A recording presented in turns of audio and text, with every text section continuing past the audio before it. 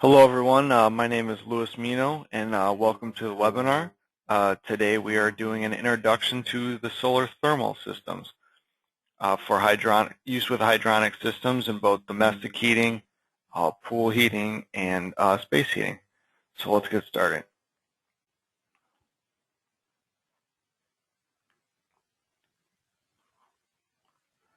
Most of you have seen some form of this graphic detailing the breakdown of energy in a house. As you can see, about 43% of heating and water heating makes up the entire use of your home's energy. So there's a lot of energy to be recovered from this type of system. Solar thermal is one of many renewable options. As some of you may know, it tends to be a little more expensive, but in some situations it's of great value, and there's different ways to make it more affordable. It also can be advantageous when other systems such as geothermal are not available, and we'll discuss some of those. When we talk about solar radiation, it's quite abundant, obviously. The sun is out every day, and even when it's a little overcast, there's still energy to be had. In Alaska, the solar irradiation is roughly equivalent to 2.5 gallons of oil per square foot, and that is equivalent to about what is available in Germany, which is the largest solar thermal market in Europe. So even up north, there's plenty of energy to have even year-round. It obviously drops off a little in the winter, but year-round, there's definitely energy to be had. Before we get into how the system works or not, I want to touch on some federal tax credits to help make these more affordable. When it comes to the federal tax credits, it's 30% of the cost of the system with no upper limit. The one caveat, as I've got a little note here, is that the system must be sized to handle greater than 50% of the load. So we'll discuss what that means a little later, but essentially, if we're looking at a domestic hot water situation in a residence, it has to be sized to handle greater than 50% of the home's load for it to qualify.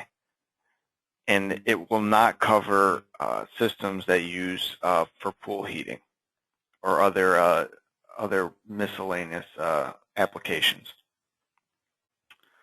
It also applies to corporate. Again, 30% no cap. Sorry, commercial, not corporate.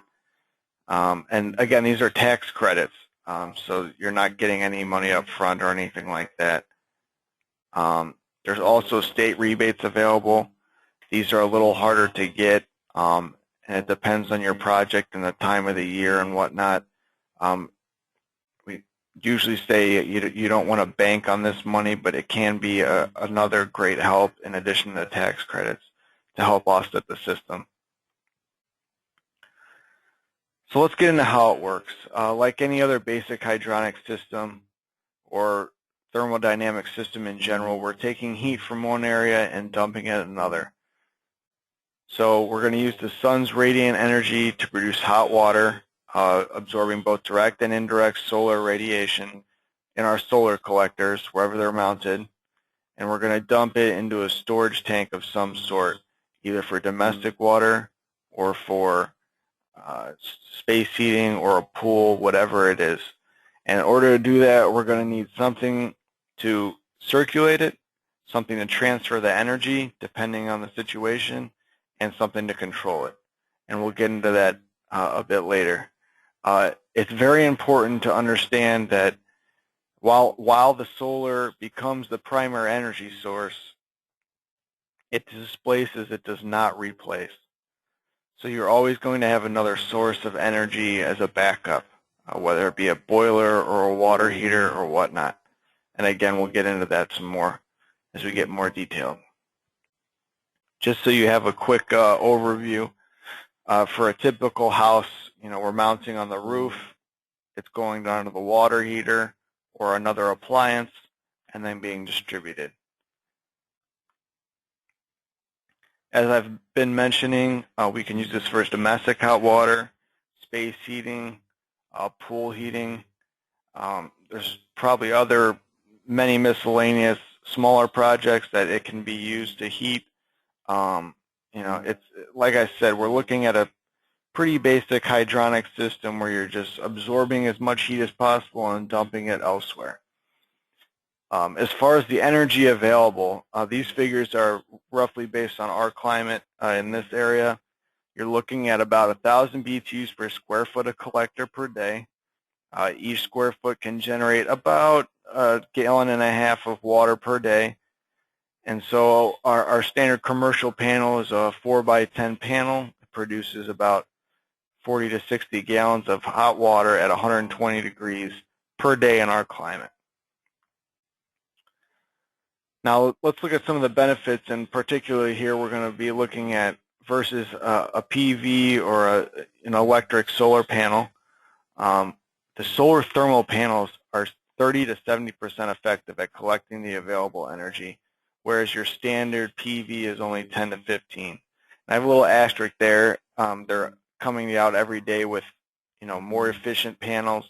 There's some reaching up into the 40s and whatnot. But what we're looking at here is a standard residential cost-effective panel. And even so, if we're comparing similar outputs, as you can see here, we're looking at 22.7 versus 22.3. The cost of the solar thermal system is roughly a fifth of the installed cost of the solar electric system. So it's a much more cost-effective, and it takes up way less space on your roof for a similar system, as you can see here. Benefits to the homeowner. It increases your home value. There's obviously some payback associated with it as well. With these smaller homeowner systems, depending on how they're sized, the payback can be a bit long, but there's obviously a payback associated anytime you're saving money. Going green is a big motivation for homeowners to do this sort of thing. Most of the people that you get that are going to want a home system like this, due to the long payback, are going to be energy conscious people that like the idea of saving the environment and conserving energy and becoming independent from the utility provider. It also, it actually does, reduce emissions, reduce energy costs, makes your energy costs predictable. As far as a commercial system, the payback picture is a little better. We'll get into some budget numbers for systems later. There's obviously incentives related to LEED or other certifications. It's reducing your energy consumption in general, and depending on the type of building, if it's a hotel or a laundry or whatnot, you can really reduce your peak energy charges if you're currently using an electric water heater or electric to heat whatever you're replacing or displacing here in those afternoons where it's really hot. Also, it's very important for businesses to look energy conscious, to go green. It's advantageous to them, to their clients and customers. All right, we're going to go break down some of the system components. Real quick, I want to give you an overview. This is a residence, obviously, but it applies to any size system and any application. We're going to have our solar collectors mounted in various locations. We're going to have a solar thermal tank down at the bottom to store the energy. We're going to have a heat exchanger of some sort. Here it's shown in the tank. It can be elsewhere, as we'll discuss. We're going to have our backup heat, which is shown here as a water heater. Again, multiple options, and depending on the type of system, it could be various applications. We're going to have some sort of control panel, either integrated from the manufacturer or set up by a building automation system, and we're going to have some circulation, obviously. Down here in the corner, I've also mentioned a drain back tank. We'll discuss the options there. In some situations, you may require another drain back tank. We'll start with the collectors. There's obviously many different versions of each of these and possibly even more different types coming out. The two main that we see, though, are flat plate or evacuated tube. And a flat plate is just that, a flat plate that has tubes and fins running down it, and I'll show you some cutaways in a minute. And then the evacuated tube has an alcohol solution or else in a vacuum tube, and it heats up the water that is only running through the top of the panel versus the flat plate where water is circulating throughout. Typically, especially commercially, the main size panel is 4 by 10. Again, this depends on the manufacturer and how they assemble. You want to make sure any panels and other components are SRCC rated, which is the Solar Rating and Certification Corporation. In general, you're usually looking at a 10-year warranty on the panels, and they're usually designed with a 30-year life. So quite a long life, pretty durable, and we'll get into some of the advantages of each. As you see here, we'll start on the left with the flat plate collector.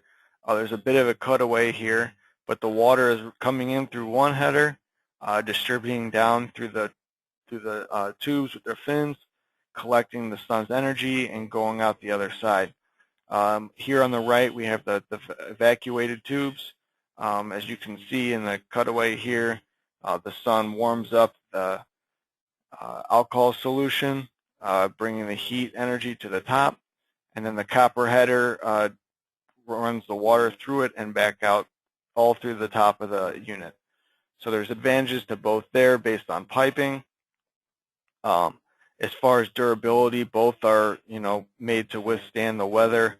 An advantage to the evacuated tubes is you can replace a single tube without replacing the whole panel, whereas with a flat plate, you do have to replace the whole panel, but they are considerably more durable since there's no tubes involved, obviously. As far as mounting, a lot of times you'll see them mounted on roofs, but they can be mounted on the ground, makeshift, cantilevers. Residentially, we usually see them just on a pitched roof. Commercially, they're usually on a rack system. I have must face south. In all ideally situations, you want them to face south. Depending on the building or your space allowances, you may need to angle them slightly west or east. You may also consider that for, based on when your peak load is. As far as the tilt angle, in general, based on the manufacturer's suggestions, you want it about equal to the latitude. And I've shown some different degrees here for different locations around here. As you can see, some of those are kind of big ranges. Again, it depends on the manufacturer's specific recommendations for your area. I've also mentioned here summer and winter biases. Depending on what load you're trying to cater to, you may change the angle of your panel accordingly. And again, I hate to be vague about this, but a lot of times your manufacturer is going to be calculating how their panel performs in your climate and instruct you to orient a certain way based on your load. So, pardon me. So that's something that you can discuss with the manufacturer or the manufacturer rep, whoever you're working with. I'm going to transition here into the heat transfer and storage. And I'm going to start first by talking, here on the left is just a sample from one manufacturer, but a lot of manufacturers in the solar thermal industry are creating packaged appliances that do the pumping, the controlling, and even the heat transfer. So this is very popular, especially on smaller home systems. When you get into commercial, there are some packaged appliances, but a lot of times they're going to be a little more customized. But there are other options. I've shown here in the middle just a braze plate heat exchanger, and below a shell and tube, which is common for pools. Here to the right, we have like a standard indirect tank that can be used for a solar system and a solar storage and heat transfer in one. Here we have some combined appliances. Here on the left is an example.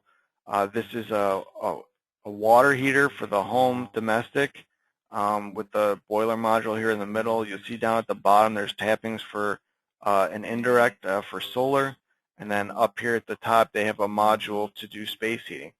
Here in the middle you have a standard indirect tank for solar with using the coil, and then they have an electric element here in the middle as backup. And then on the right we have a double where you could use a solar system in the lower coil and then a boiler as backup in the middle. Here's a typical home situation that we've looked at briefly. As you can see here, it's pumping into a storage tank in the middle, basically working as preheat, and then it's piping into the hot water heater to make up the difference. Very common in home systems, or say small systems, roughly 2 panels, which we'll talk about some general numbers in a bit. Here's another system just showing that you can also use it for space heating, here they show a backup boiler and some different tanks, and then a heat exchanger to the domestic. Here's your typical pool situation. As I mentioned, a shell and tube heat exchanger probably, most likely, depending on the size of the system, and then your backup boiler shown here on the right. A lot of manufacturers have controls for specific types of systems, whether it's a pool or commercial or, like I said, domestic. Real quickly, I'd like to touch on the drain back tank that I mentioned before. And I show here drain back versus pressurized. Basically, what we're looking at is a pressurized glycol system that has liquid in the tubes at all time, and it's completely sealed in. And then you have another system that has some extra air volume in a drain back tank here, which is allowing all the fluid in the panel to drain back into it. So obviously this addresses some freezing considerations, but the main reasoning for a drain back tank, and again it depends on the manufacturer, but is to prevent overheating. So when there's a situation where the collectors are collecting a lot of heat, but there's nowhere to dump it, the tank is either too hot or there's no call for heat. So in a drain back system, when the pump is not circulating, it's turned off, all the fluid is draining back, whereas in a pressurized glycol system, it's filled with a glycol solution, and the liquid is in here all the time. So ways to, like I said, it depends on the manufacturer. Each of them have preferences on which type of system and which climate is best for which. I've seen both in our climate, so it's not really biased in this area. Depends on the manufacturer. It also depends on how the system is sized. And when we talk about solar fraction a little bit, I'll expand on that a little more. But if your system is sized to displace a smaller portion of your total load versus the whole load, you're not likely to be in a situation where you do not have somewhere to dump the heat. But we'll get into that shortly. Here's just some actual, piping versions of what we were just looking at. If we're looking at the left picture over here, the tank to the very left is the storage tank. Up at the top, the small drain back tank. And then here you just have the supplemental heat in the water heater. A very typical situation for that type of manufacturer. And then over here on the right, you have a pressurized glycol system. This black box is the manufacturer's pumping and control system.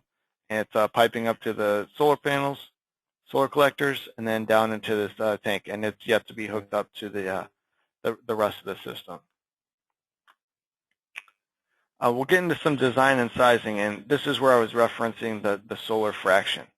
And what the solar fraction is the amount of solar energy that your system is sized to absorb versus the total energy needed for the building. And if we size for 100% system at our peak load, the middle of the summer, is when we have the most solar energy. But if we're matching our solar energy to the hot water demand, we're going to have a lot of waste heat when we're not at peak numbers. So in the prime of the solar season, if we've sized our solar system to match our demand in the winter, we're going to have a ton of extra heat that we have to dump or put into a drain back tank, drain out the system so we don't have an excess heat situation. It can cause a lot of technical problems. So, and on the exact opposite, if we have an undersized system, we're paying for this nice solar system, but we're not getting any return on our investment because it's not offsetting enough of the heat. So we aim here, as I show on the bottom here, we're looking for a solar fraction around 68% is optimal. And as I mentioned before, we have to be above 50% of the total load needed to take advantage of those tax credits.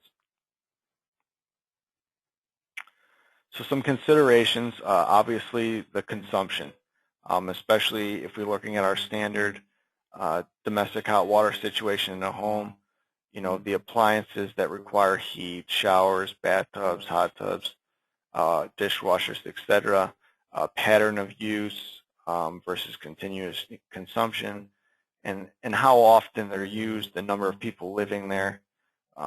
Obviously, when you're calculating the amount of heat you need for a water heater, or if it's space heating for a boiler, you're looking at that peak load. So you're obviously going to be doing the same thing with this when you're calculating how much of it you want to take over with solar, but you really want to look at that base load.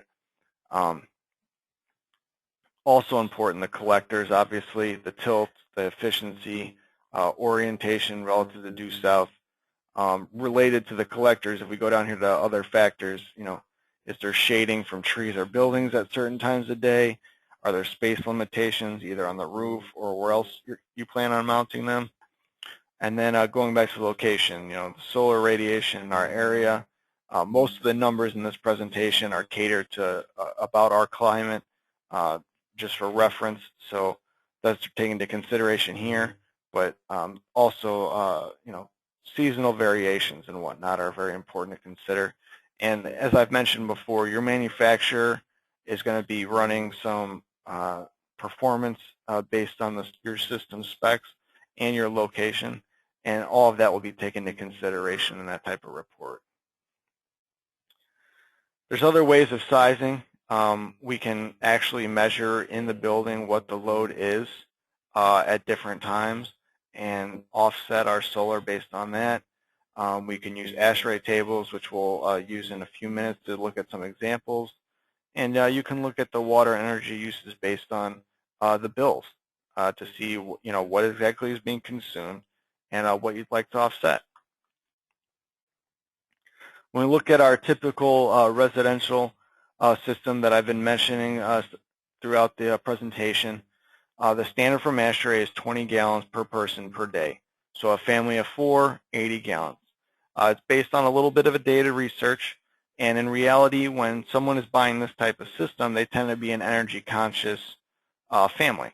So they may have low flow shower heads and faucets, you know, high efficiency front load washers with cold wash cycles, you know, lower volume dishwashers. They tend to consume less hot water. And so in general, what we've come to calculate for these type of systems is it's more likely to be 20 gallons for the first person, 15 for the second, and 10 gallons thereafter. So if we go back to our typical family of 4, looking at 55 to 60 gallons per day versus the 80. And as we mentioned, we're offsetting, you know, we're using that solar fraction. We're looking in that general range. So but by downsizing, we're still maintaining a decent solar fraction, but we're looking a little better. We're looking at a little better numbers. So if we take those 55 to 60 gallons, we assume a southern-oriented, sun-exposed roof, 1 or 2 story home. Our typical system is going to be 2 residentially sized 4x6 flat plate collectors, or maybe the 4x10, depending on the location. A solar station with a double wall external heat exchanger and controller, so a package unit from the manufacturer. a storage tank, either with an electric element or piggybacked by a electric burner gas appliance or water heater. And then we're looking for that solar fraction at above about 65%. When we move into commercial sizing, ASHRAE has different guidelines. A couple that we're going to look at briefly just for some budget numbers are nursing homes, apartments, and basic hotels. So we'll start with just the general application, going back to the 20 gallons of hot water per person per day. And we'll assume this multifamily building, for example, has 100 people, 20 gallons per person per day, so 2,000 gallons per day demand. Sorry, let me go back to the rules of thumb here at the top that we're going to be using here. We're looking at 1 1/4 to 1.5 gallons per square foot of collector per day, production and storage. We're going to be an all-in installed cost of $125 to $160 per square foot of collector for budgetary purposes, which is a pretty good number. And then, as I mentioned, 20 gallons of hot water per person per day. So if we go back to where we were, 2,000 gallons per day, 1.5 gallons per square foot of collector, gives us a little over 1,300 square feet of collector, which works out to 33 collectors. And then we're looking at basically between $167,000 and $213,000 for a total installed cost before any tax credits, grants, etc., to offset that cost. So again, expensive system, but in these commercial settings, they can pay themselves back more quickly than in the home situation. If you look at a senior residence, we'll keep those same rules of thumb, except we'll switch to 18.4 gallons of hot water per bed. So we're looking at 150 people, 150 rooms, 2,760 gallons per day, works out to 46 collectors, and then between 230,000 and 294,000 before taxes and grants. So it's kind of a big range, but depending on where you are in your budget calculations, you can go higher or lower. If we look at a basic hotel, going back to the ASHRAE numbers, 14 gallons per hot water per room per day, 100 rooms in this situation, 1,400 gallons, 28 collectors, looking at 140 to 200,000. Now we're just going to finish up by going through some different installations from different manufacturers, just to show you, some different applications, what it looks like, what your options are. These first couple are kind of out in the West Coast, and then we have some more that are a bit more local. Here, this is out in California, 89 collectors, water heating for 2 swimming pools. Pretty straightforward.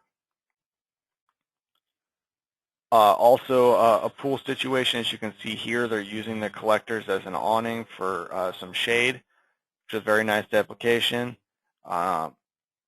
48 collectors, and as you can see, this has been installed for, almost 10 years.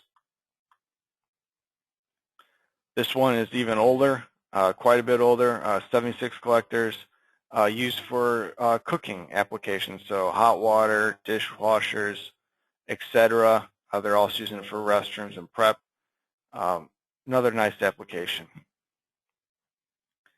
This one down in Hawaii, as you can see, these collectors quite a bit more parallel to the ground.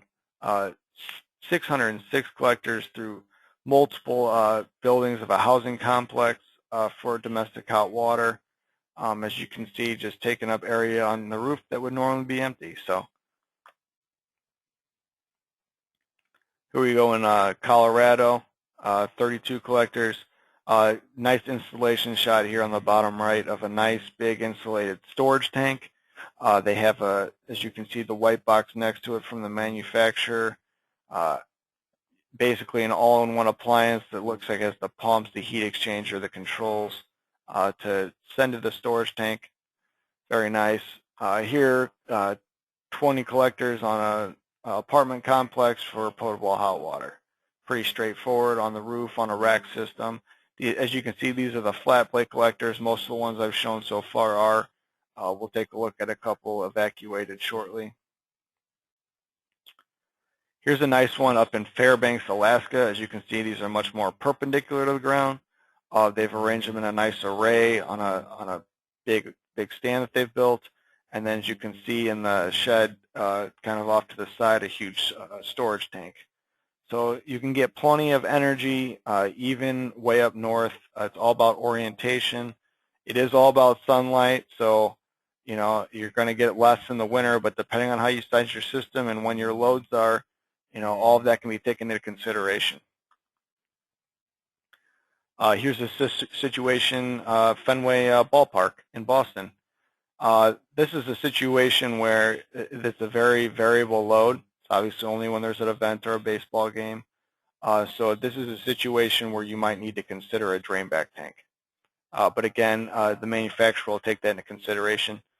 Some manufacturers, even with the pressurized glycol systems, have a backup, basically not like a pressure relief tank that reclaims any glycol that's blown off in relief, similar to a drainback tank, but kind of like a package solution. Again, depends on the manufacturer. Here we are in Hudson, Wisconsin. As you can see, again, these are a lot more perpendicular to the ground. Just an apartment complex, housing complex, getting some domestic hot water. Here's a couple nice shots on homes. As I mentioned, usually just flat on the roof. Bottom left here, we have a cabin a bit up north. They've added some pitch to it to get some more energy out of it.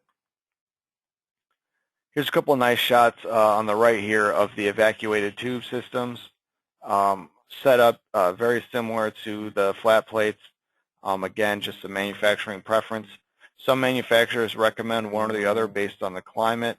Unfortunately, I've seen them both ways, so it's hard to say, you know, which is best. Everyone has their own, each manufacturer has their own preference here. Also a good shot of the evacuated tubes up here on the left. As you can see, the piping is all in the header on the top, which can simplify things in certain situations. In some situations, you know, you want one header on top, one header on bottom, which is like a flat plate. As you can see, just a couple guys installing them, not very difficult. Couple with the racks, couple flat on the roof. Very flexible. All right, we're just recording this for the website. We had some issues with the webinar yesterday. So if you have any questions, you can email one of us and we can get those answered. But otherwise, thanks for your time. And if you have any questions, like I said, email us. Thanks.